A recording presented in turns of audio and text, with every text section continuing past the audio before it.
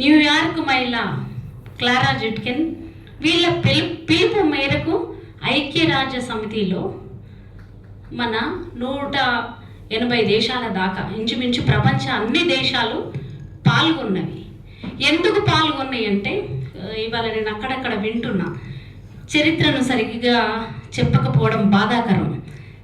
ఇతర దేశాలలో పరిశ్రమలు ఉన్నాయి, పని గంటల ఒత్తిడి ఎక్కువైతుంది, దాంతో పాటు కుటుంబం బాధ్యతలు అదనంగా ఉంటాయి. పిల్లలు కనడం పెంచడం మేడం ఇప్పటిదాకా చెప్పారు. అదనపు బాధ్యతలు ఉంటూ మళ్ళీ ఈ పరిశ్రమలో పనిచేస్తున్న కారణంగా స్త్రీకి పని ఒత్తిడి ఎక్కువ అవుతున్న కారణంగా ప్రపంచ దేశాల మహిళలందరూ కలిసి అంతర్జాతీయ సమావేశాలు ఏర్పాటు చేసి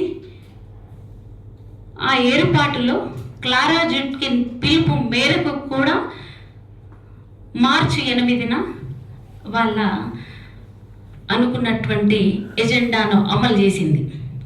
ఇక అప్పుడప్పుడు ఇక్కడ ఆదివారం ఆడవాళ్ళకి సెలవని, లేకపోతే మహిళా దినోత్సవం మహిళలదే అని, సావిత్రిబాయి పూలే జయంతి వర్ధంతిలలో మహిళలు, అదే కాకపోతే ఇంకా ఇక్కడున్న చాకలైలమ్మ వర్ధంతి జయంతుల రోజు మహిళల గొప్పదనాన్ని, ఇంకొకటి మాతృ దినోత్సవం వచ్చింది మధ్య, పితృదినోత్సవం ఉందనుకోండి, ఎప్పుడైనా పితృ పరిపాలననే జరుగుతుంది తెలంగాణలో, దేశం మొత్తం.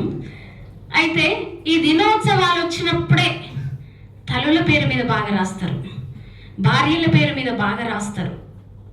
కవుల కళాలకైతే ఇక అద్దుపద్దు ఉండదు. ఒక్క మగ వాళ్ళు కూడా కనీసం ఇసుంట నుంచి అసుంట జరగరు. మహిళలకు వేదిక మీద 20 మంది మగోళ్ళైనా కూర్చుంటారు, కానీ ఒక్కరిద్దరికైనా మహిళలకు అవకాశము వేదికల మీద ఇయ్యరు. అది అన్ని చోట్లల్లా ఉంది. ఇక అంతర్జాతీయ మహిళా దినోత్సవానికి మన భారతదేశానికి తేడా ఉంది.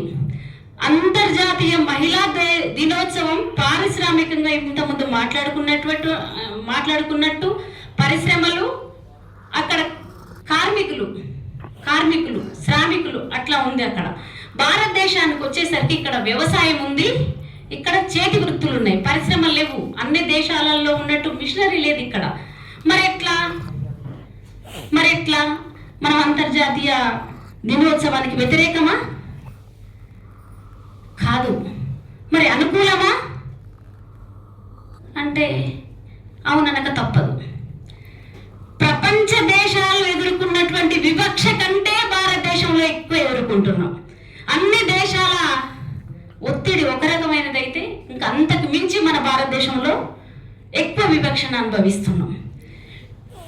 మనం వివిధ చోట్లలో ఉద్యోగాలు చేస్తున్నప్పటికీ, వివిధ రంగాలలో ఉన్నప్పటికీ, వివిధ రాజకీయ సంస్థలలో పనిచేస్తున్నప్పటికీ భారతదేశంలో మాత్రం కుటుంబ వ్యవస్థ కుటుంబ బానిసలుగా చూస్తారు. ఎంతమంది పిల్లలు కన్నారు మన తల్లులు, మన అత్తమామలు, తల్లిదండ్రులు ఎంతమంది? మినిమం 10 మందికి పైన. అధిక సంతానం కదా మన ఇళ్ళల్లో, అత్యధిక సంతానం. ఈ సంతానంతో పాటు ఏం జరిగింది? మనకు పేదరికం, దాని తర్వాత ఆర్థిక వెసులుబాట్లు లేకపోవడం, ఇట్లా అనేక కారణాలు ఉన్నాయి. ఇది చాలదన్నట్టు మరి ప్రపంచ దేశాలలో ఉన్నటువంటి 1980లో రానే వచ్చింది గ్లోబలైజేషన్ వచ్చిన తర్వాత మరి మనకేమన్నా ఇక్కడ బాగుపడ్డామా తెలంగాణలో కానీ భారతదేశంలో కానీ అంటే బాగుపడలేదు. మళ్ళీ మనకేమైంది? ఇక్కడ పెట్టుబడిదారీ వ్యవస్థ ఒకటి వచ్చింది. ఈ పెట్టుబడిదారీ వ్యవస్థలో ఇవాళ గజం భూమి ఎంత? కోట్ల రూపాయలు.